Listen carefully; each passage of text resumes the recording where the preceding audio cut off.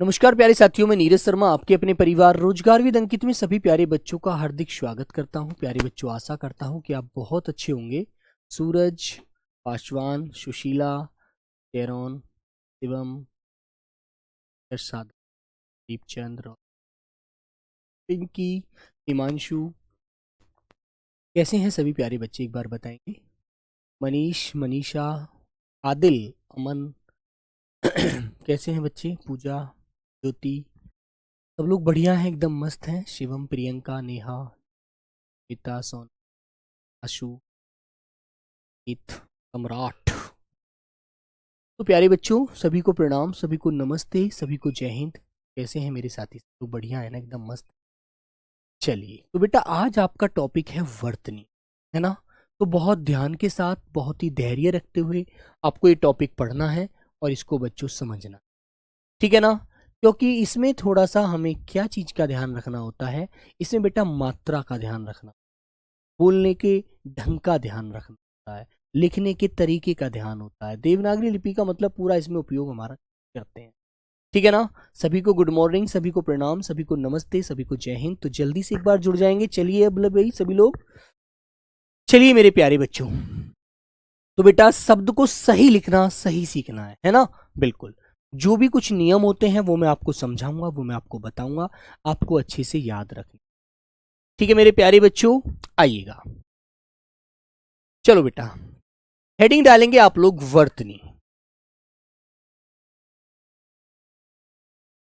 वर्तनी, ठीक है, हेडिंग डालेंगे बच्चों वर्तनी। तो सबसे पहले प्यारे बच्चों ये मुझे बताइएगा आप लोग, आप में से कितने ऐसे बच्चे हैं जिसको पूरी वर्णमाला याद है। बेटा जिसे वर्णमाला याद है, इतने कितने बच्चे ऐसे हैं जिनको वर्णमाला का पूरा ज्ञान है। वर्णमाला किस किस बच्चे ने अब आज से पहले पूरी तरह पढ़ी है, क्योंकि वर्णमाला का एक बहुत इंपॉर्टेंट रोल हम यहां पर अदा करते हैं, ठीक है। ध्यान रखना अच्छे से, थम्स अप करके एक बार बताइए, वर्णमाला कितने बच्चों को आती है। कितने बच्चे ऐसे हैं जिसे पूरे जो हमारे 52 वर्ण हैं, 52 के 52 वर्णों का ज्ञान है। बोलो बच्चों।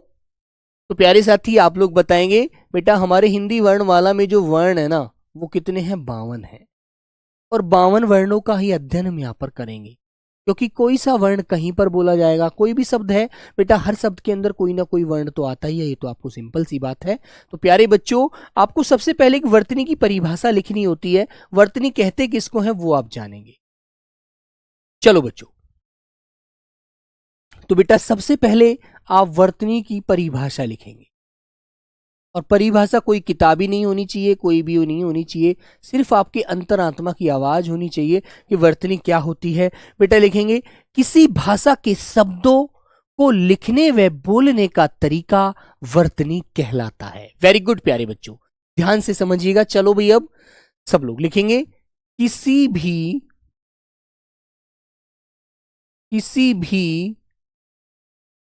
भाषा के,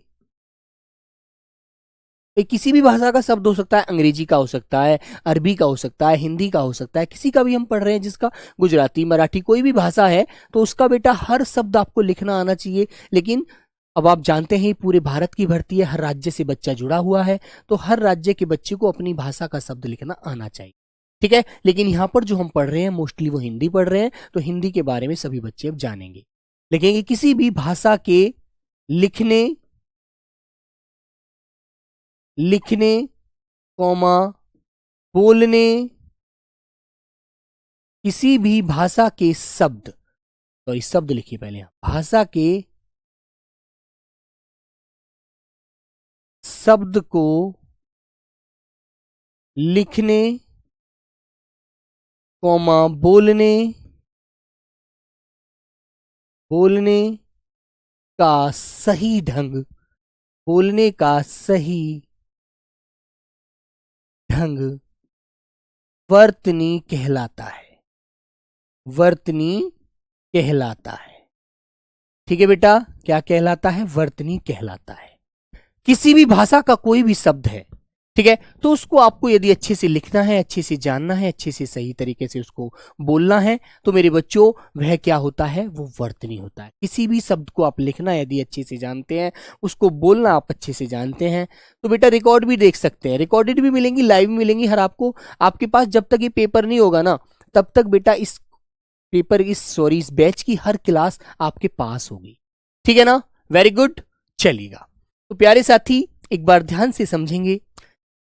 जैसे बच्चों मैंने एक शब्द आपसे बोला कि मैंने आपसे कहा कि कमल लिख कर दिखाओ, कमल, तो आप बिल्कुल सिंपल सा शब्द है लिख देंगे भाई के, और बेटा फिर जोड़ेंगे मैं, और फिर जोड़ेंगे ले। तो बच्चों एक हिज्जो लगाकर बोलना ही किसी स्पेलिंग को सही करने का तरीका होता है। ठीक है, हिज्जो, हिज्जो जानते के, जब आप छोटे छोटे क्लास में पढ़ते थे तो मैडम आपसे बुलवाती थी के, मैं, ले, और तीनों को वर्णों को एक जगह जोड़कर के एक शब्द बना कमल। तो बच्चों तीनों वर्णों को जोड़ करके एक शब्द बना कमल, जो भाषा की सबसे छोटी व सार्थक इकाई होती है। शब्द, भाषा की सबसे छोटी इकाई वर्ण होती है, बोल जो लिखी जाने वाली, और जो केवल मुख से उच्चारित की जाती है वो बेटा ध्वनि होती है, याद रखिएगा।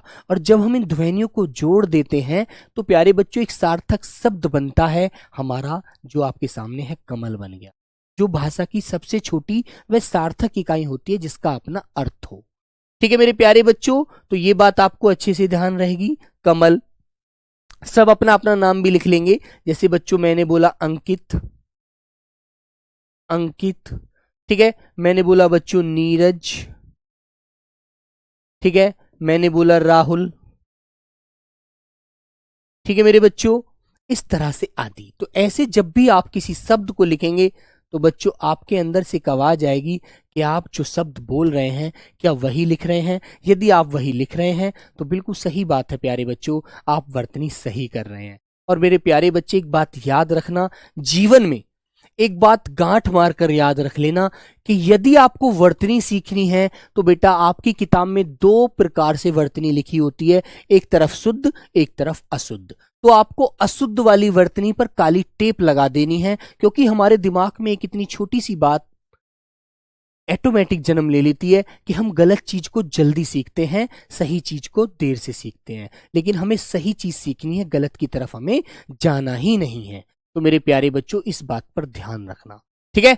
गलत चीज को हमारा दिमाग बहुत जल्दी पकड़ता है, बहुत जल्दी अपने पास लाता है खींच करके, और सही बात को बहुत देर से पकड़ता है, याद रखना, ठीक है। तो प्यारे बच्चों आपको पता होगा, आइएगा।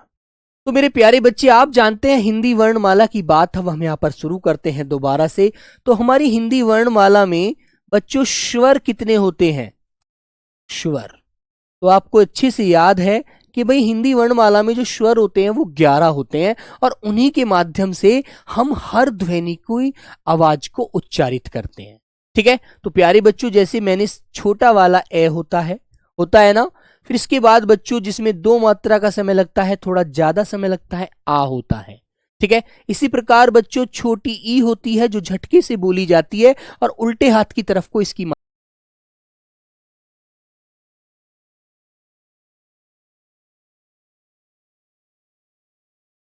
फिर प्यारे साथी इसी प्रकार एक छोटा ऊ होता है ना।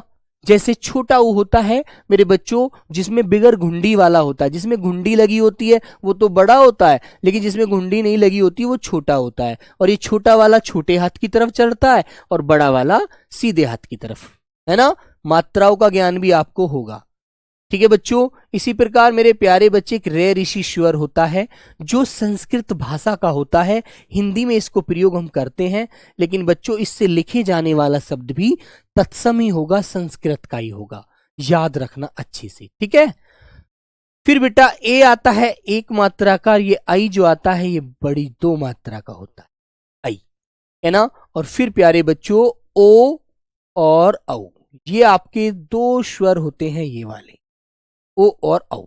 इसमें 1 मात्रा ओ में लगती है और 2 मात्रा औ पे लगती है ना। ये आपको होना चाहिए। लेकिन मेरे प्यारे बच्चों एक बात ध्यान रखना, ये जो हमारा ए स्वर होता है बेटा ये उदासीन होता है, इसका उच्चारण हर वर्ण के अंदर है। जो भी आप व्यंजन बोलेंगे ना, हर व्यंजन के अंदर ये बेटा ए होता ही होता है। ठीक है, जैसे मान लीजिए आपने एक सब वर्ण लिया, आपने बोला बच्चों के, तो मेरे बच्चों जब मैं इसके नीचे हलंत लगा दूंगा ना, तो इसके अंदर से कौन सी ध्वनि बाहर आ जाएगी? ए ध्वनि। और जब मैं इसको जोड़ दूंगा तो बेटा फिर इस वर्ण का उच्चारण करेंगे हम के। तो याद रखना, किसी भी वर्ण का उच्चारण यदि आप करते हैं तो ए की मात्रा तो उसके अंदर ऑटोमेटिक होती ही होती है। ठीक है, लेकिन अब बच्चों दूसरी बात आपको याद रखनी है, आपसे पूछा जाए कि मात्रा कितनी होती है, तो मात्रा बेटा 10 होती है ना, ए की नहीं होती। ए मात्रिक स्वर होता है, इसकी कोई मात्रा नहीं होती, ए मात्रिक है ये प्यारे बच्चे, उदासीन स्वर है। ठीक है, तो इसलिए आपको ये बात ध्यान रखनी है ना। अब एक बात मुझे आपको और बतानी है, आपने एक स्वर सुना होगा ओ स्वर सुना है, ओ जो बच्चों कौन सा होता है? ये वाला, ये ओ है ना बेटा, ये ओ होता है। और प्यारे बच्चों ये जो ओ होता है बच्चों, ये अर्ध चंद्र बिंदु होता है, अर्ध चंद्र बिंदु होता है, अर्ध चंद्र बिंदु।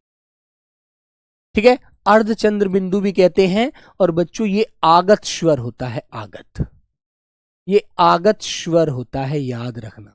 आगत का मतलब होता है आया हुआ, है ना। अब आया हुआ है तो बेटा ये किस भाषा से आया है ये भी आपको पता होगा, ये बच्चों अंग्रेजी भाषा से आया है।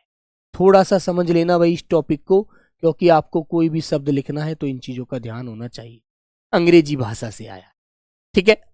और आप इस स्वर का प्रयोग जहां भी करेंगे, आप इस स्वर का जहां भी प्रयोग होंगे, कौन सी मात्रा होती है बेटा? ए को छोड़ दीजिए, बाकी सबकी मात्रा होती है। ठीक है, ए को छोड़ दीजिए, इसको बाकी सबकी मात्रा होती है, याद रखिए। तो बच्चों एक पॉइंट विशेष करके ध्यान रखना, ईश्वर से बनने वाली सभी ध्वनियां अंग्रेजी भाषा की होती हैं, अंग्रेजी भाषा की होती हैं, अंग्रेजी भाषा की होती हैं और उनका प्रयोग हिंदी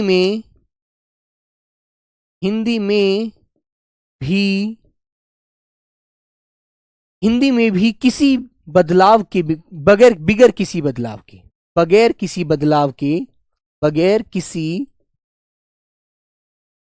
के किया जाता है, किया जाता है। ठीक है, याद रखना, जो भी ध्वनि इस वर्ण से बनेगी ना, वो ध्वनि यदि हिंदी में प्रयोग आप उसे कर रहे हैं तो बेटा याद रखना, आप उसमें कोई भी बदलाव नहीं कर सकते। आप उसमें जू का तू ऐसे के ऐसे ही इस आवाज को प्रयोग करेंगे और बेटा वो हिंदी में ऐसे ही प्रयोग होगी, कभी भी उसमें किसी प्रकार का बदलाव हम नहीं करते। अब इससे बनने वाली जो ध्वनि है वो आपको पता होना चाहिए। जैसे बेटा आप लिखते हैं डॉक्टर, तो डॉक्टर आप ऐसे लिखते हैं ना, डॉक्टर के ऊपर ये वाला ओ ऐसे अर्धबिंदु चढ़ाते हैं ना, ये बच्चों अंग्रेजी का ही स्वर होता है ओ। ठीक है, और इससे बनने वाला शब्द हिंदी में भी ऐसे ही प्रयोग होता है, उसमें हम कभी भी कोई बदलाव नहीं कर सकते। अंग्रेजी भाषा से ही इसको ऐसे लिखा जाता है डॉक्टर। मैंने कहा आज आप कॉलेज जाओगे, कॉलेज, तो बेटा हिंदी में कॉलेज ऐसे ही लिखते हैं, उसके लिए हम कुछ और नहीं बदलाव कर सकते, क्योंकि जब ये वाला स्वर लगा होता है तो शब्द ऐसे ही लिखा जाता है हिंदी में, है ना। ऐसे ही बच्चों आपने कहा ट्रॉफी, ऐसे, है ना, कोई बदलाव करते हैं आप, ट्रॉफी ऐसे ही लिखा देखा होगा। आपने देखा होगा नॉलेज, ऐसे ही बच्चों आपको लिखा मिलेगा नॉलेज। ठीक है ना। तो इससे जब भी आप कोई शब्द लिखेंगे हिंदी में तो बेटा बगैर किसी बदलाव के जू का तू ये स्वर ऐसे ही चढ़ा मिलता है, और इससे बनने वाली आवाज भी हमारी अंग्रेजी की ही आवाज होती है और हिंदी में बगैर किसी परिवर्तन के प्रयोग होती। ठीक है, तो प्यारे बच्चों ये आपको ध्यान रखना। ठीक है, डॉक्टर, कॉलेज, ट्रॉफी, है ना, नॉलेज, कोई भी शब्द आएगा तो बच्चों वो आपको ऐसे ही लिखना है, ठीक है ना। Very good. हाँ हाँ, अब बच्चे एक बात आपको और याद रखनी है कि भैया ये जो आवाज है ये किन दो स्वरों के बीच से आई है हमारे हिंदी में, तो आपको वो भी ध्यान रखना है प्यारे बच्चे।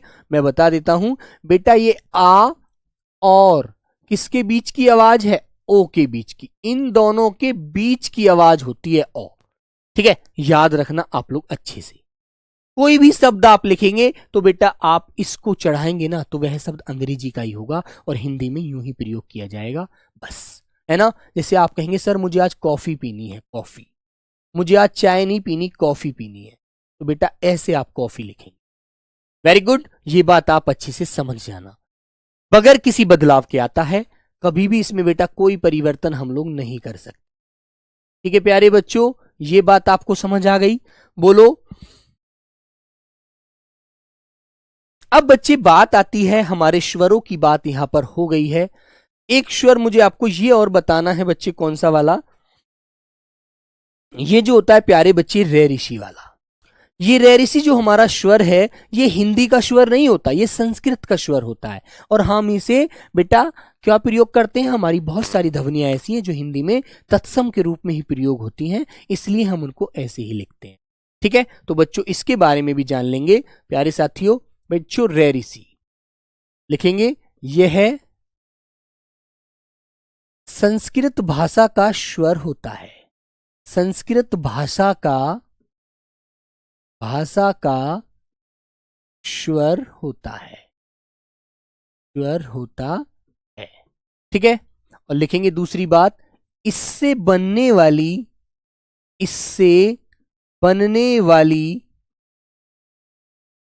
सभी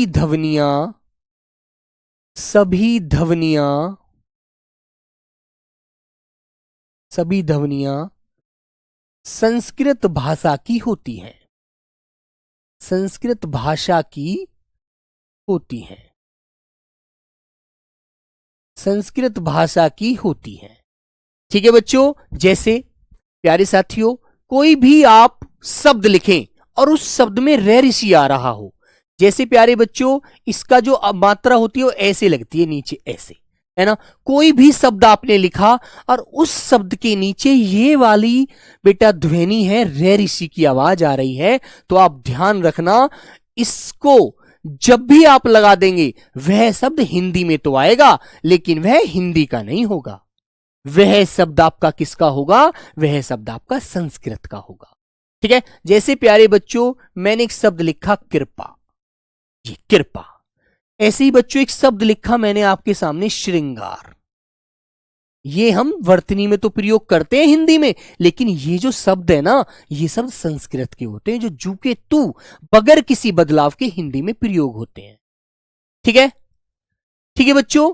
और जैसे मेरे प्यारे बच्चों मैंने लिखा ऋषि, जहां भी आप इस मात्रा को चढ़ा देंगे ना रे ऋषि को, बेटा वह शब्द आपका किसका होगा, वह शब्द आपका संस्कृत भाषा का होगा, याद रखना। और वह संस्कृत से सीधा हिंदी में प्रयोग किया जा रहा है बगैर किसी बदलाव के, ठीक है बच्चों, बगैर किसी बदलाव के हिंदी में हम उसे प्रयोग कर रहे हैं, क्योंकि हिंदी में बेटा वो ध्वनि है तो उसके लिए हम कोई बदलाव तो कर नहीं सकते, इसीलिए हमने उस शब्द को जू का तू हिंदी में प्रयोग करना शुरू कर दिया, ठीक है। वेरी गुड, याद रखेंगे आप, बिल्कुल मत भूलना भाई इस चीज को, ठीक है मेरे बच्चे। हाँ, जैसे आप कहते हैं कृष्णा, कृष्णा या कृष्ण, लड़की का नाम कृष्णा हो जाएगा, ठीक है बच्चों। इस तरह से ये शब्द हमारे अब संस्कृत के हैं सभी, ठीक है। चलिए आगे आते हैं प्यारे बच्चों, अब नेक्स्ट कोई बात जानते हैं उसकी तरफ आएंगे। तो मेरे प्यारे साथी आपने एक बात जानी कि हिंदी में स्वर तो हमारे 11 हैं लेकिन व्यंजन कितने होते हैं, व्यंजन होते हैं 33। हाँ बेटा बहुत सारे शब्द हैं, मृगनयनी है ना, संस्कृत है ना, कृतज्ञ है, बहुत सारे शब्द आपको मिलेंगे, कृष्ण है, कृष्णा है, याद रखिए, है ना। वो शब्द मैं आपको आगे भी तो सिर्फ मैं आपको ये सारी चीजें समझा रहा हूं इसलिए आपको बता रहा हूं, ठीक है। आइएगा, तो मेरे प्यारे बच्चों आप लिखेंगे हिंदी वर्णमाला में स्वर तो आपको पता लग गए बेटा, इन बातों को याद रखना। हिंदी वर्णमाला में ये टॉपिक ऐसा है इसमें एक आपको थोड़ी सी छोटी सी बात तो सीखनी पड़ेगी। हिंदी वर्णमाला में व्यंजन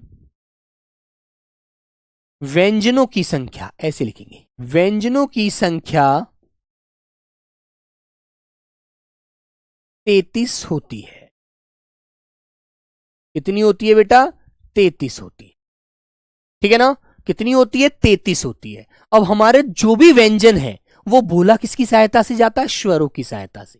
तो आप ये भी लिख देंगे, हाँ बेटा ये तत्सम होते हैं सभी। ये भी लिख देंगे कि व्यंजन ध्वनियां स्वरों की सहायता से बोली जाती हैं।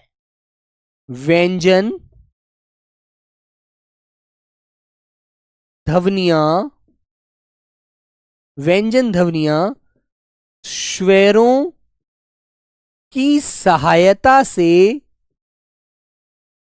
की सहायता से बोली जाती हैं। ठीक है? स्वरों की सहायता से बोली जाती हैं। याद रखना इस बात को। ये बेटा कभी भी इनका अपना कोई अस्तित्व नहीं होता। यदि आपको मान लीजिए, एक आंसर में आपको एक एग्जाम्पल देता हूं, उससे समझिए। मान लीजिए बेटा मैंने कै बोला, अब कै में से मैंने ए स्वर निकाल दिया, तो बेटा आपको पता है ये दोनों मेल करते हैं तभी हम लोग कै बोलते हैं। यदि मैंने ए को अलग कर दिया ना, ए को अलग कर दिया, तो ये ध्वनि कै नहीं बोली जा सकती। ये ध्वनि आधी रह जाएगी, क तक रह जाएगी बस। ठीक है? ध्यान रखना बेटा। ये बेफालतू का जो आप लोग वो कर रहे हैं ना अपने दिमाग में, ये 13 स्वर होते हैं, 39 व्यंजन होते हैं, बेटा ये फालतू की बातें करना छोड़ दीजिएगा। इन चीजों का कोई तात्पर्य नहीं है, आप गलत चीजें। ठीक है ना? आपको पता होना चाहिए हिंदी वर्णमाला में 11 स्वर होते हैं और 33 व्यंजन होते हैं, है ना? अब तुम संयुक्त व्यंजन, अयोग व उत्क्षिप्त व्यंजन, इनको आप पढ़ेंगे तो बेफालतू में अपना समय खराब करेंगे। इनको भी मैं अभी आगे समझाऊंगा, परेशान ना हो। ठीक है? चलो, जैसे बच्चों मैंने कै पर, कै में हलंत लगा दिया और छोटी वाली ई की आवाज इससे अलग कर दी, तो बच्चों आप इसको की नहीं बोल सकते, कभी नहीं बोल सकते। ठीक है? मान लीजिए बच्चों मैंने कै ही लिया और कै के अंदर आ जोड़ दिया, तो बच्चों इसकी सहायता से ही एक का बोला जा रहा है, वरना मैंने इसको हटा दूं ना तो इसको आप का नहीं कह सकते। तो आवाज स्वर की होती है, मात्रा स्वर की होती है, व्यंजन की नहीं होती। व्यंजन तो बेचारा ऐसा होता है, वो जिस स्वर के साथ जुड़ जाएगा उसी के अनुसार बोला जाने लगेगा। ठीक है? याद रखना। जैसे बच्चों मैंने कै स्वर लिया और इसमें ए जोड़ दिया, तो बेटा आपको पता है ये के बोला जाने लगेगा इसकी सहायता से। और यदि मैं इसे हटा दूं ना, यदि मैं इसे हटा दूं तो ये के की आवाज नहीं देगा, एक क रह जाएगा, का। इसी प्रकार बच्चों आपको ध्यान रखना है, हर व्यंजन स्वर से बोला जाता है, ना कि इससे खुद अपने आप से बोला जाता है। उसकी अपनी कोई आवाज नहीं होती। स्वर होते ही, सॉरी, व्यंजन होते ही स्वरों पर आश्रित है।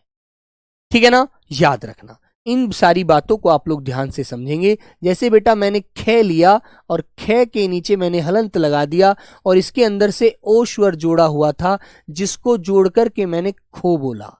ठीक है? और मान लीजिए इसको मैंने हटा दिया, तो ये केवल ये रह जाएगा, ख ख। ओ की आवाज तो खत्म हो गई इसके अंदर से। ठीक है? तो बच्चों इसीलिए आपको ध्यान रखना है, हर वर्ण को बोलने के लिए स्वर की सहायता पड़ती है। ठीक है? अब प्यारे बच्चों एक बात मुझे और बतानी है। जैसे मान लीजिए कोई ध्वनि तुम्हें आधी करनी है। मान लीजिए बच्चों मैंने कहा कै को आधी ध्वनि कर दो, आधी। तो एक तो बच्चों आप क्या करते हैं, एक तो हलंत लगाकर आप इसे आधा कर सकते हैं। एक क्या कर सकते हैं, एक प्यारे बच्चों आप इसकी जो पूंछ है ना, ये वाली पूंछ है ना, ये वाली जो पूंछ है, ये वाली बच्चों, ये वाली जो पूंछ है, इसे हटाकर आप आधा कर सकते हैं। ठीक है? जैसे इससे मैंने एक शब्द लिखा आपके सामने, पक्का, ऐसे। तो बच्चों ये पूंछ जो होती है इसको आप काट दीजिए, आधा हो जाएगा। तो ये भी आपको ध्यान रखना है अच्छे से। ठीक है? तुमने कहा कि ये आम पक्का है, तो पक्का कैसे लिखोगे, आधा जो के आएगा ना उसमें, उसकी पूंछ कटी होगी तब उसे आधा करेंगे आप। ठीक है मेरे बच्चों? इसी प्रकार बेटा एक बात और मुझे बतानी है आपको।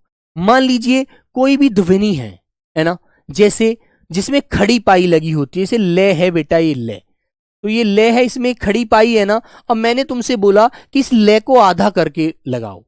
तुमने कहा कि सर मैं बैट बल्ला खेल रहा हूं। बल्ला है आपके पास? कि हाँ भैया है। तो मैंने कहा बल्ला में ले जो आता है उसे आधा कैसे करोगे? तो आपको पता होना चाहिए बेटा, इस खड़ी वाली पाही को हम हटा देते हैं, कभी भी ऐसे, बल्ला। तो खड़ी वाली पाई हटा देने से ये वर्ण आधा हो जाता है। ठीक है, इस प्रकार आपको ध्यान रखना है। कै को हलंत लगाकर भी आप आधा कर सकते हैं, और जब आप उसे किसी शब्द में प्रयोग कर रहे हैं तो बेटा खड़ी पाई हटा दीजिए। अब इसकी तो खड़ी पाई हट नहीं सकती क्योंकि इसमें तो बीच में आ रही है, इसकी तो पूंछ ही हट सकती है बेटा, ये जो पूंछ है ना, इसी को हटा सकते हैं। लेकिन जिस वर्ण में खड़ी पाई है उसको आप आधा करना चाहते हैं और किसी शब्द के बीच में आप उसे लिखना चाहते हैं, तो प्यारे बच्चों उसके पीछे से उसकी खड़ी पाई हटा दी जाती है, जिससे वह वर्ण आधा हो जाता है। ठीक है, आदित्य सिंह पूछेगा बेटा, फिर आपको लिखा भी नहीं जाए। ठीक है, इसलिए समझ लो। मैंने कहा यार बच्चा, ये बच्चा जो मैंने लिखा है, तो आपसे एक बात पूछ ली कि बेटा यदि हम आधे च को पूरा वर्ण बनाना चाहें तो कैसे बनाएंगे। यहां तो ये वर्ण आधा है च, तो आप कहेंगे सर इसमें पाई जोड़ देंगे हम पीछे। कैसे? ऐसे, इस प्रकार बच्चों आधे वर्ण हम इनको ऐसे करते हैं। याद रखना, अच्छे से इन सारी चीजों को समझ लेना। ठीक है ना। तो दोस्तों ये सारी बात आपको याद रखनी है ना। जैसे फे है बच्चों, फे, अब फे को आधा करना है तो इसकी ये पूंछ ही तो हटाओगे आप पीछे जो आ रही है, इसी तरह से तो आधा करोगे। अब बेटा जैसे तुमने कहा कि सर मुझे किसी का ख्याल आ रहा है, ख्याल, ठीक है, तो बेटा मैंने आपसे कहा कि भाई ख्याल आ रहा है तो ख को आधा करके दिखा दो, ख्याल लिख कर दिखा दो। तो तुम क्या करोगे? तुम कुछ नहीं करोगे बच्चों, याल ऐसे, है ना, ख के भी पीछे जो खड़ी पाई है इसे हटा दोगे और ख को आधा बना दोगे। इस तरह से आपको शब्दों को याद रखना है। ठीक है मेरे बच्चों। जैसे आपको बहुत सारे शब्द, मैंने कहा यार तुम्हें शर्म हया नहीं है, तुम्हें उससे बोला लज्जा है तुम्हें थोड़ी बहुत, लज्जा, तो आप क्या करेंगे? लज्जा, ऐसे ऐसे आप लिख देंगे लज्जा। तो आज जहां भी द्वित व्यंजन होता है उसको बेटा खड़ी पाई यदि उसके पीछे होती है, द्वित व्यंजन बना रहे हैं हम किसी वर्ण को, जैसे जय यहां पर द्वित व्यंजन है तो इसके अंदर से खड़ी पाई हटा दीजिए। बस इतनी सी बात आपको याद रखनी। ठीक है बच्चों, लज्जा, अच्छा, बहुत कोई भी शब्द आपके सामने आएगा तो उसे आप ऐसे ही लिखेंगे, अच्छा। ठीक है, यहां तक की बात समझ में आई? बोलो। तो यहां तक बच्चों आपने ये बात समझ ली। अब प्यारे बच्चों मुझे एक बात आपको समझानी है कि आपने पढ़ा 33 व्यंजन। अब 33 व्यंजन कैसे कैसे हैं वो भी मैं आपको एक मोटी मोटी सी पंक्ति में बता देता हूं। बच्चों 25 तो होते हैं हमारे स्पर्शी, इनका ज्ञान आपको देखो होना चाहिए, कैसे लेकर मैं तक। ठीक है, फिर प्यारे बच्चों 4 होते हैं आपके अंतस्थ। ठीक है, अंतस्थ जो कौन से होते हैं मेरे प्यारे बच्चों? ये, रे, ले और वे होते हैं। ठीक है, अब इसी में से बेटा 4 होते हैं आपके संघर्षी, संघर्षी ऊष्मीय, संघर्षी ऊष्मीय वर्ण जो कौन से होते हैं बच्चों? शे, शे, से और है। ठीक है, क्लियर है ना, आपको अच्छे से याद होना चाहिए। ठीक है बच्चे, फिर प्यारे बच्चों 33 व्यंजन ये आपके पूरे हो जाते हैं। मेरे प्यारे साथी आइएगा और भी समझिए और कौन से होते हैं। 2 होते हैं बेटा आपके अयोगवाह, अयोगवाह, अयोगवाह कौन से होते हैं बच्चों? 2 होते हैं, एक तो आपका अनुस्वार अंगा होता है, एक बच्चों आपका अहा होता है। ठीक है ना। और ध्यान रखना एक बच्चों हमारा अनुनासिक ध्वनि होती है, उसे भी आप लोग याद रखेंगे, अनुनासिक कौन सी होती है बच्चों? चंद्र बिंदु, ये जो चंद्र बिंदु होती है ना, और ये हमेशा दीर्घ स्वर पर लगती है, ध्यान रखना इस बात का भी। दीर्घ स्वर पर, दीर्घ स्वर पर प्रयोग की जाती है। जैसे इसका मैं उदाहरण भी आपको देकर बताना चाहता हूं, तो देखेंगे बच्चों, इसका उदाहरण समझेंगे। इसका जैसे बेटा मैंने आपसे कहा चांद लिखो, तो चांद एक तो ऐसे लिख दिया, एक बच्चों चांद मैंने ऐसे लिख दिया। तो आप मुझे बताइए इनमें से कौन सा सही है? ए तो आपका ये हो गया और बी आपका बच्चों ये हो गया। ए या बी में दोनों में से बताओ कौन सा सही है? ए और बी दोनों में से कौन सा सही है? बताइए बेटा। पीयूष पांडे, इसको थोड़ा ध्यान से समझ लो वरना फिर फंस जाते हैं, फिर समझ नहीं आता है। ठीक है, हाँ, उज्ज्वल में बेटा दोनों जय आधे होते हैं, गोपाल चौधरी, है ना। उज्ज्वल आपको अभी आगे पढ़ाऊंगा, परेशान ना हो, बच्चों उज्ज्वल में दोनों जय आधे होते हैं मेरे राजा, ठीक है, दोनों जय आधे। अभी तो बेटा बेसिक समझा रहा हूं, इसको थोड़ा बेसिक समझ लीजिए इसका, फिर आपको अच्छे से याद रखना है। तो बेटा चांद कौन सा सही है, ए और बी, तो याद रखेंगे। देखो यहां पर बेटे बच्चों क्या है, यदि मैं चा में से हलंत लगाऊं तो कौन सा स्वर बाहर आएगा, आ।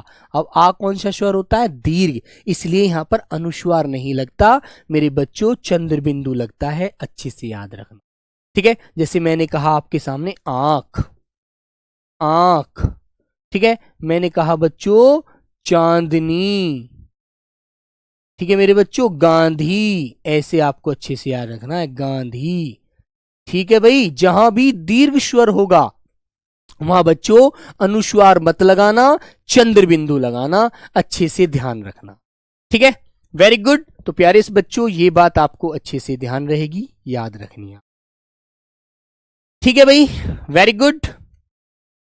अब आती है बच्चों आगे बात। तो अयोग्यवा आपको पता लग गए, अयोग्यवा वर्ण वो होते हैं जो अयोग्य होते हैं लेकिन स्वरों के फिर भी साथ रहते हैं। और बच्चों यदि आपको अंगूर लिखना पड़ गया तो अंगूर पर तो आप एक ही लगाएंगे ना अनुस्वार, अंगूर पर तो एक ही लगाना, ध्यान रखना भाई, ठीक है। तो अब आता है बच्चों दो वर्ण होते हैं हमारे उत्क्षिप्त, उत्क्षिप्त व्यंजन, जिसको बच्चे हम ताड़न जात भी कहते हैं, ताड़न जात भी कहते हैं।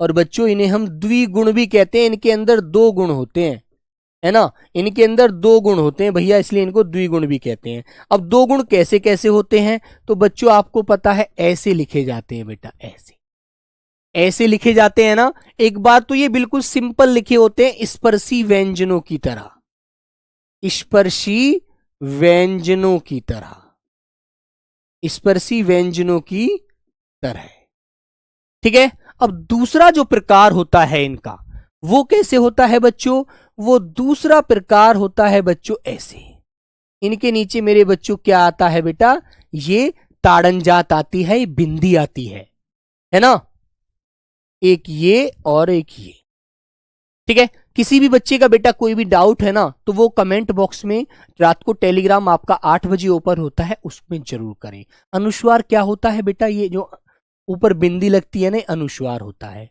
अभी आपको मैं इसको भी समझा रहा हूं। तो मेरे भाई ये बात आपको अच्छे से पता लग गई, जब ये बिल्कुल बिगर किसी बिंदी के, बिगर किसी ताड़नजात के प्रयोग होते हैं तो ये स्पर्शी व्यंजनों के अंदर आते हैं। और जब इनके नीचे क्या लग जाता है मेरे बच्चे, उत्क्षिप्त ताड़नजात लग जाता है ना, तो बेटा वो क्या किस में बदल जाता है, उत्क्षिप्त ध्वनियां बन जाती हैं, ये दो, ये यहां पर स्पर्शी हैं, यहां पर ये उत्क्षिप्त ताड़नजात।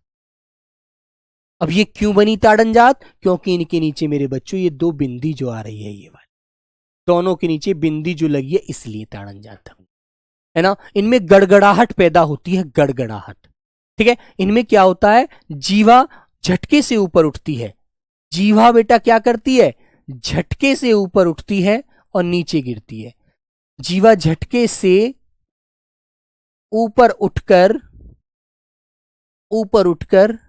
नीचे गिरती है, ठीक है। और बच्चों इनमें एक बात, अभी आपको बहुत सारी बात बताऊंगा, इन वर्णों से कभी भी किसी शब्द की शुरुआत नहीं होती, ठीक है, याद रखना। इनके ऊपर भी अलग बात बताऊंगा, अलग नियम लिखवाऊंगा, ठीक है।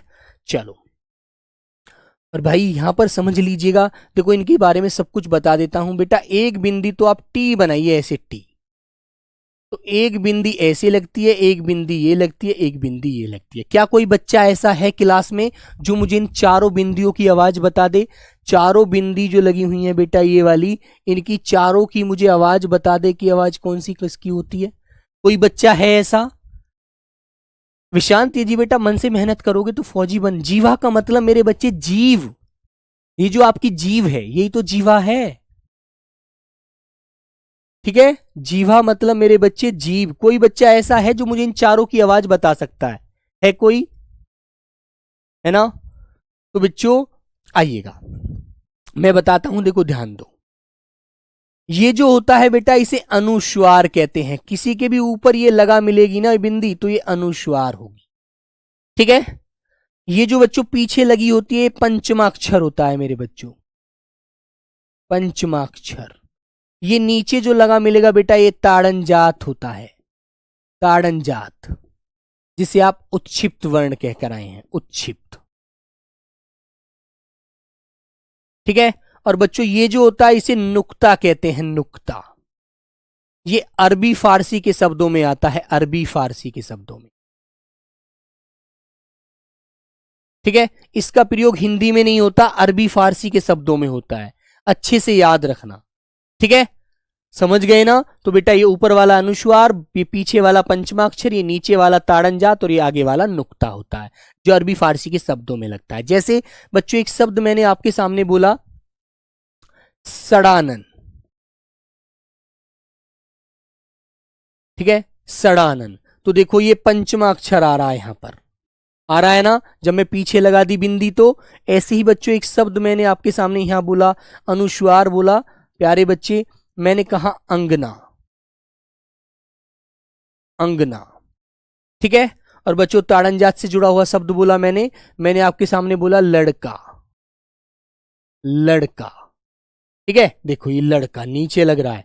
ऐसे ही बच्चे इससे जुड़ा हुआ एक शब्द लिखा आवाज, देखो ये। तो सबके पास में बेटा बिंदी लगी हुई है, जो बिंदी जहां लगी हुई है वही उसका उदाहरण होगा। ताड़नजात क्या होता है? ताड़नजात बेटा इसे कहते हैं जो नीचे किसी के बिंदी लगकर गड़गड़ाहट पैदा करती है, ये ताड़नजात होती है। ठीक है। हाँ, जिन बच्चों को बेटा स्पीड में क्लास देखनी है वो बाद में देखना, मुझे हर कमजोर बच्चे को साथ लेकर चलना है। जो बच्चे होशियार हैं प्लीज वो क्लास में रिकॉर्डेड फॉर्म में देखिए, प्लीज मत देखिए यार बात साथ में, है ना। क्योंकि भाई तुम लोग जानते हो, माना कि तुम होशियार हो, लेकिन कमजोर बच्चा जो है बेटा, अन्य राज्यों का जो बच्चा है ना, जो वेस्ट बंगाल से है, गुजरात से है, महाराष्ट्र से है, कर्नाटक से है, उसे नहीं जानकारी इतनी जल्दी होती है ना, उसको एक एक चीज बड़ी ध्यान से धीरे धीरे समझानी पड़ती है।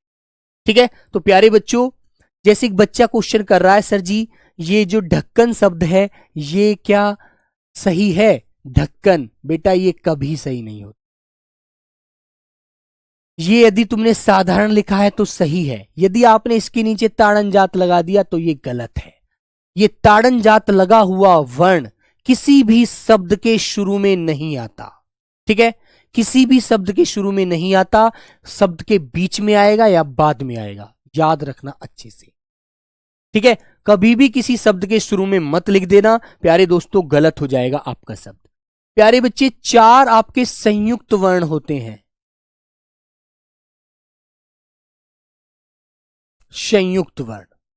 तो बच्चों वो कौन कौन से होते हैं? वो होते हैं बेटा छह छत्री, त्रिशूल, ज्ञ ज्ञानी होता है, और मेरे बच्चे शय श्रैमिक होता है। ये 4 आपकी संयुक्त ध्वनियां होती हैं।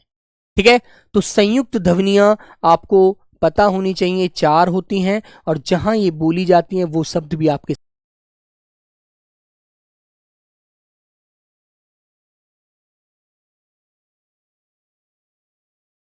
ठीक है, ज्ञान, त्रिशूल, ठीक है मेरे बच्चों, श्रैमिक। तो जहां भी आप इन्हें बोलेंगे वहां इनकी आवाज दिखेगी आपको, है ना। बहुत सारे शब्द आपको नजर आएंगे इनसे बने हुए, याद रखना। ठीक है मेरे प्यारे बच्चों, तो बेटा यही सारी चीजें आपको समझनी है, अच्छे से जाननी है। अब प्यारे बच्चे, मैंने आपको ये 52 वर्णों के बारे में बता दिया, जिसमें आपने 11 स्वर के बारे में जान लिया बच्चों, 33 व्यंजन के बारे में जान लिया। ठीक है ना बेटा, 2 अयोगवाह के बारे में समझ लिया।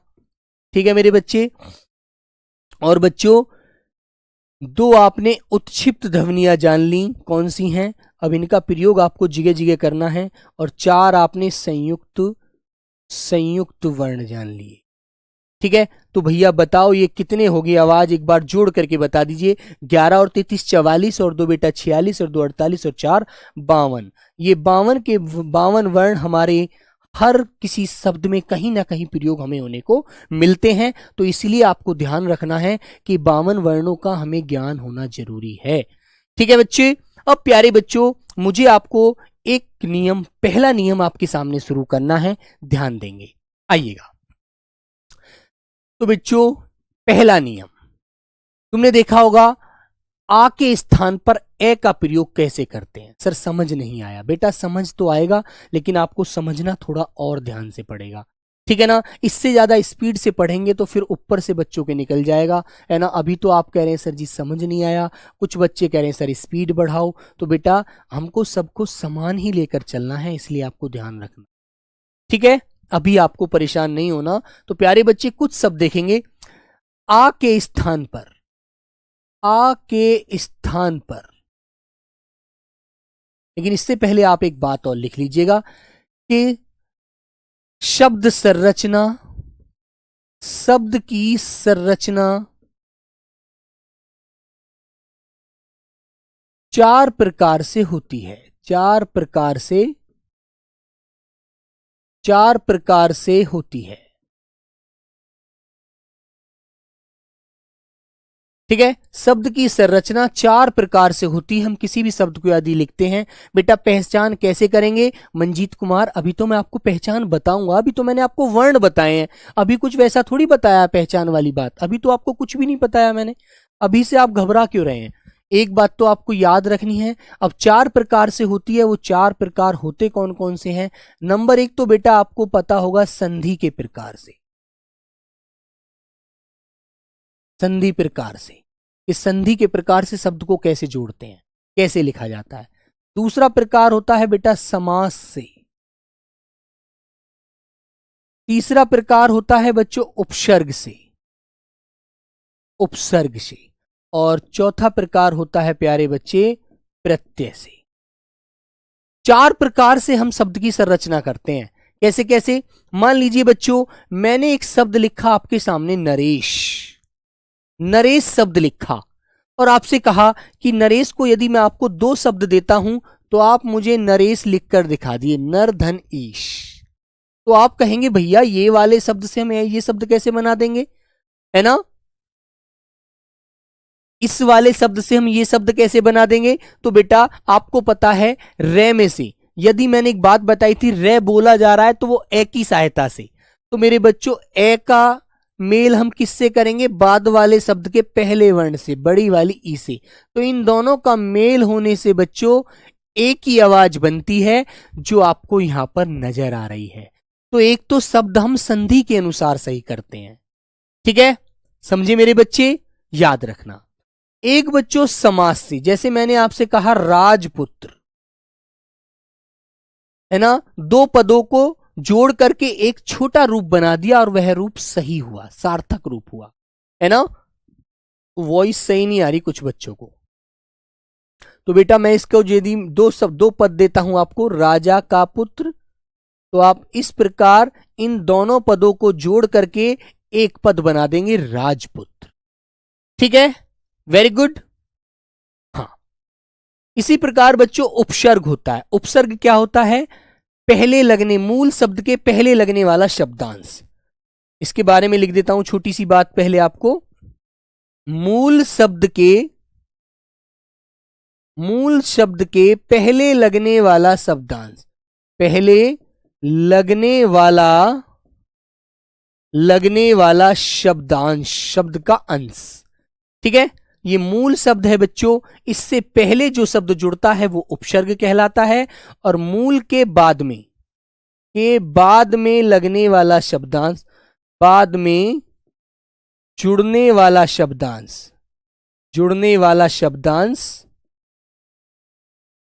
क्या कहलाता है बच्चों? प्रत्यय होता है, ठीक है। ये प्रत्यय होता है बच्चों जो किसी मूल शब्द के बाद में जुड़ता है, और इससे पहले जुड़ता है वो प्रत्यय होता है, ठीक है, याद रखना। ठीक है भैया, संडे में बेटा क्लास नहीं चलेगी, संडे में क्लास नहीं चलेगी, ठीक है। तो बच्चों ये बात आपको समझ में आई, ये मूल शब्द है, इसके पहले जुड़ेगा तो उपसर्ग और बाद में जुड़ेगा तो प्रत्यय, ये वाला, ठीक है। जैसे प्यारे बच्चों मैं एक शब्द आपको देता हूं, उससे आप समझेंगे।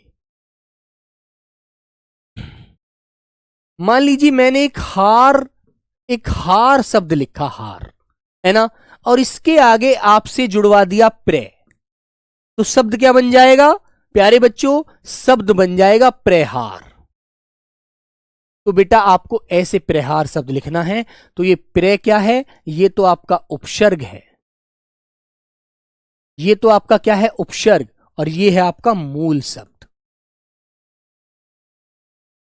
ठीक है, मूल शब्द। ध्यान देना बच्चे, क्लियर है ना? हाँ। और बच्चों जब हम इस या ये शब्द ना लेकर कोई और भी शब्द हो, ठीक है, और उसके पीछे मेरे बच्चों कोई भी शब्द जोड़ते हैं, शब्दांश जोड़ते हैं, तो उससे एक मूल शब्द बन जाता है, एक सार्थक शब्द बन जाता है, वो हो जाता है प्रत्यय। ठीक है, जैसे प्यारे बच्चों कोई भी शब्द आप लीजिएगा, आप कोई शब्द लेंगे, जैसे बच्चों मैंने कहा धर्म, ये मैंने एक मूल शब्द लिया धर्म, है ना, एक धर्म एक मूल शब्द लिया और इसमें पीछे एक प्रत्यय जोड़ दिया। क्या जोड़ दिया, एक प्रत्यय। तो बेटा इन दोनों में जब मैं इन दोनों को जोड़ूंगा ना तो एक अंतर आपको नजर आएगा। क्या अंतर होगा, तो बेटा वो एक प्रत्यय लगने से ये शब्द बन जाएगा धार्मिक, ये शब्द बन जाएगा धार्मिक।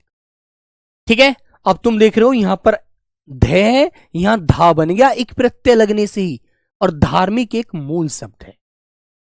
ठीक है मेरे बच्चों, है ना? बेटा उपसर्ग और क्या भगवान जी लिखने के लिए आएंगे, उपसर्ग कैसे लिखोगे? ठीक है, तो बच्चों ये बात आपको याद रखनी है, ये शब्द बना है उपसर्ग की सहायता से और ये शब्द बना है प्रत्यय की सहायता से, है ना? अब एक बार इस चीज को बच्चों दोबारा पुनः समझना। ठीक है, ठीक है बच्चों, तो मेरे प्यारे बच्चों ये बात मैं आपको समझाऊंगा, ये धार्मिक कैसे बना, धार्मिक, सामाजिक, है ना, और आपका वैज्ञानिक, बहुत सारे शब्द मैं आपको प्रैक्टिकल के रूप में कराऊंगा कल वाली क्लास में। जब देखना, अभी आपको बहुत सारी चीजें सिखानी है। आपको मैंने वर्णों का ज्ञान समझाया, सिर्फ हमने ये वर्ण हमारे कितने हैं, 11 स्वर हैं, 33 व्यंजन हैं, जो बेटा जिनमें से 25 स्पर्शी हैं और 4 अंतस्थ हैं, 4 हमारे क्या हैं, संघर्षी ऊष्मीय हैं, 2 अयोगवाह हैं, 2 हमारे उत्क्षिप्त हैं। ठीक है, अभी तो मैंने आपको ये बेसिक चीजें बताई हैं। अब आगे हम कल नियम नंबर 1 से शुरू करेंगे। जब हम नियमों को पढ़ते चलेंगे तो नियमों से हमारे शब्दों का क्लियर होता चलेगा, कौन सा शब्द हमें कैसे लिखना। धार्मिक कैसे बन गया सर जी? मेरे बच्चे एक बात याद रखना, ये हालांकि मैं कल बताना, आगे नियम पर बताऊंगा इस चीज को। बेटा जैसे आपको पता है ए होता है ना, है ना, और जब किसी शब्द के पीछे एक प्रत्यय लगता है, किसी शब्द का पहला वर्ण में ए स्वर हो और उसमें एक प्रत्यय लगा देते हैं, तो मेरे बच्चे वो ए का आ बन जाता है, ए का आ। जैसे अब मैं इस शब्द का धर्म का देखो वर्ण विच्छेद करके दिखा देता हूं तुम्हें। ये धर्म लिखा हुआ है, लिखा है ना बच्चों, तो बेटा मैंने ध लिया, ध में हलंत लगा दिया, तो इसके अंदर से कौन सा स्वर बाहर आया, ए आया ना। फिर हम प्लस लगाकर मैं के पास पहुंचे, मैं जो बोला जा रहा है वो बच्चों, सॉरी, ए के बाद यहां पर रे की आवाज है, जो रे है आधा, जिसमें स्वर नहीं है, तो उसको हमने ऐसे के ऐसे ही लिख दिया। आगे हम पहुंचे मैं के पास, मैं में हमने हलंत लगाया और इसके अंदर से भी ए स्वर बाहर निकाल दिया। तो ये बात देखो, इस वाले शब्द का मैंने वर्ण विच्छेद कर दिया इस प्रकार। तो बेटा यदि किसी शब्द के पहले वाले वर्ण में ए स्वर होता है और उसके पीछे एक प्रत्यय लगा देते हैं, तो बेटा ये ध जो है ना, ये धा बन जाता है, ये ध धा बन जाएगा। और बच्चों जो मैं है वो ऐसे के ऐसे ही रहेगा, इक की आवाज मैं के ऊपर ई की आवाज आ जाएगी, और ये वाला जो रे है ये यहां लग जाएगा और के कबूतर इसके पीछे आ जाएगा। ऐसे ये शब्द हमारा धार्मिक हो जाएगा। ठीक है, समझे ना? ऐसे ही बच्चों मैंने आपके सामने लिखा उद्योग, ये बात आपको बताऊंगा, तो बेटा ऊ का क्या बन जाएगा प्यारे बच्चे, औ बन जाएगा। ये बात मैं तुम्हें कल बताऊंगा आगे, अभी समझ में इतनी जल्दी नहीं आएगी। ठीक है, वेरी गुड। तो बच्चों देखो बात सुनो, हमें पहले वर्णों का ज्ञान होना जरूरी है। यदि हम वर्णों का ज्ञान कर लेंगे ना, फिर एक एक शब्द को हम जोड़ते चले जाएंगे, आराम से लिखते चले जाएंगे, है ना बच्चे? समझ में आई बात? तो इसीलिए आपको यहां पर बेटा ये ध का धा नजर आ रहा है, इसीलिए आप कंफ्यूज हो रहे हैं कि सर जी यहां ध था, यहां धा कैसे हो गया, है ना? तो इसलिए अभी इस क्लास को दोबारा पुनः देखना शाम को एक बार तेज स्पीड से, फिर हम आगे चलेंगे। हाँ बेटा, वाक्यांश मैंने 200 शब्द कराए हैं और अवसर 1 में भी जिस बच्चे को जाना है वहां से भी वो क्लास कर लेना।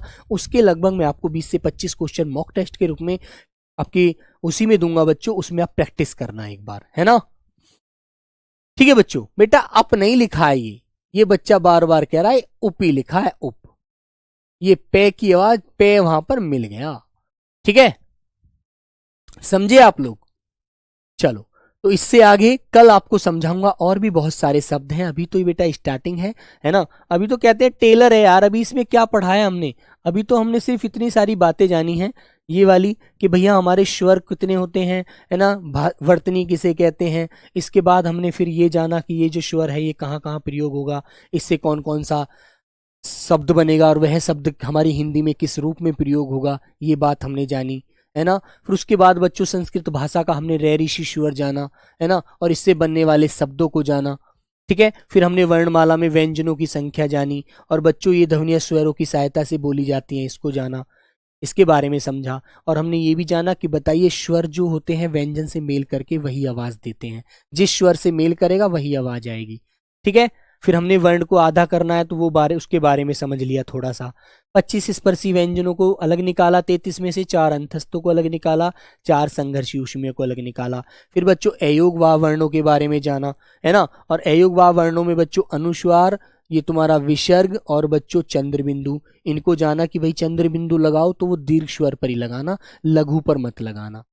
ठीक है, बिल्कुल। और बेटा उत्क्षिप्त ताड़नजात ध्वनियां मैंने आपको पढ़ाई हैं कि ये 2 ध्वनियां जो होती हैं ये हमारी ताड़नजात उत्क्षिप्त होती हैं। यदि इनके नीचे नुक्ता ना लगाओगे तो स्पर्शी में चली जाती हैं, इसलिए 2 गुण रखती हैं अपने पास। ठीक है, फिर प्यारे बच्चों हमने आगे जाना कि कैसे कैसे हमने पढ़ा और संयुक्त वर्णों के बारे में जाना। ये 4 वर्ण हैं हमारे, ये वाले, इनसे हम किसी भी शब्द को इस तरह से लिखते हैं। अब हमने जाना शब्द की संरचना 4 प्रकार से करेंगे, संधि के माध्यम से, समास के माध्यम से, उपसर्ग के माध्यम से और बेटा प्रत्यय के माध्यम से, है ना। तो बच्चों यहां तक हमने पढ़ा, यहीं पर हमारा ये लास्ट हुआ है आज की क्लास। इससे आगे कल भैया नियम नंबर 1 से हम शुरू करेंगे और उन नियमों को एक एक को ध्यान से लिखते चलना, ध्यान से समझते चलना। ठीक है, फिर आपको वह शब्द लिखने सिखाऊंगा, गलत शब्द बिल्कुल मत पढ़ना बेटा। वाक्यांश की आज ही सीट आज ही शायद डलवा दूंगा, परेशान ना हो, है ना।